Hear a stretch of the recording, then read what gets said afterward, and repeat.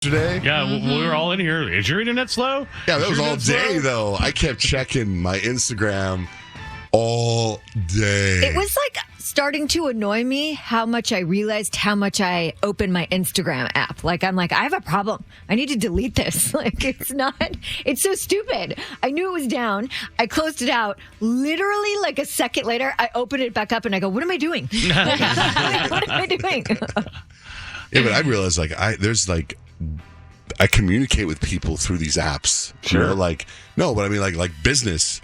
Like, there's things that I bought. There's stuff that I got going on with other people. And I'm like, I'll say to my wife, thank God there was somebody I was doing business with over the weekend that I bought some stuff. I hired them for a service. And thank God that when I had to pay them through Venmo, my wife does Venmo. And, I don't do Venmo or whatever, but she had to get the last 4 digits of their phone number to pay them. Mm-hmm. And by doing that earlier, they had sent me their phone number. And because Instagram was down, I had their phone number on. So I was like, I called them. I was like, hey, man, Instagram's down. So I got your number. So if you need to get a hold of me, this is my number. So you know what I mean? Like, it was so weird how much I do stuff. And then I kept going to Twitter. I was going to Twitter, and I kept seeing memes on how everyone was going to Twitter. Yeah, Twitter was popping last night. That is for sure. I do not use Twitter, at all. I never really go on Twitter at all. So for me, I was like, thank God for TikTok. I was on TikTok too. Yeah. But the memes were about everyone going to Twitter. Yeah. Like the floods were going to, and I was one of them. I was all over Twitter yesterday. Totally. I was surprised Twitter didn't shut down by how many people were logging onto that app. You can almost tell by how cool the news people are is if they say, first, if Facebook is down, then old people watch that news channel. But if they say Instagram was down, then not old people are watching that news channel. Because the big story on all the big networks was Facebook was down. That was all they were talking about. I think it's Facebook's the company and they own all the other apps. Yeah. So it was the digital video game was down too. It was everything that Facebook owned, I think. WhatsApp was down. Our WhatsApp is down. What's up was down. Yeah. I like all the People were just conspiracy waving. theories around it. No more What's up? No, just wave. Yeah, I saw some theories too. Yeah, I'm like, it's just interesting timing. Whistleblower comes out accusing Facebook of all this stuff. Mm-hmm. And then one of the conspiracy theories was I think they did it on purpose. They shut down their network to wipe it because of this information or whatever that this person has. I know the people that work at Facebook, their cards wouldn't work. They couldn't get into the building yesterday, too, when it was down. There was as well. a whistleblower? Is that what you said? Or a whistleblower, that's a thing? A whistleblower. Oh, a whistleblower. Came for...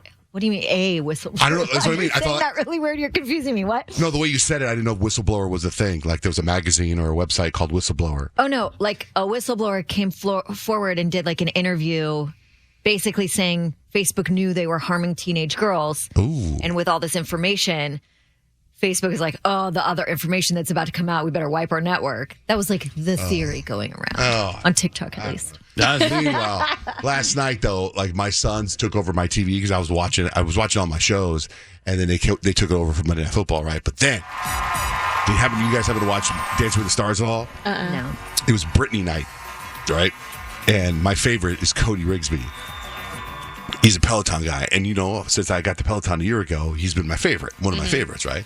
And he's always talking about Britney Spears. But Cheryl Burke, his teacher, has COVID. He got COVID too. And he got COVID 5 days later.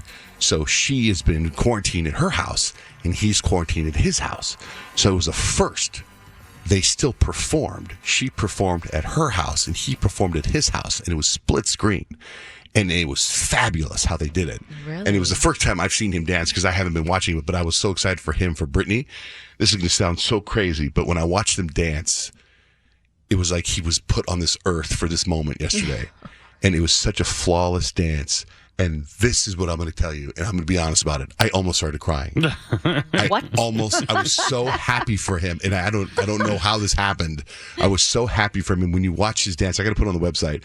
When you watch his dance for Britney, it was like literally watching a guy who's probably done this dance his entire life. Do you know what I mean? Yeah. Right? Like he's waiting for this moment. Yes. I've played audio before when I'm taking his Peloton classes when he talks about Britney. And I played it for you, Kyle. Mm-hmm. I'm like, look what he said about Britney, how mad he was at Justin Timberlake for all the things he's done to Britney in the past.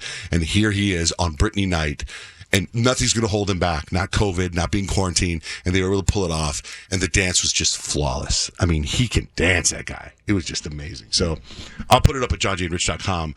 See if you get a chance to check it out, because it was just beautiful, man. That's interesting how they did not.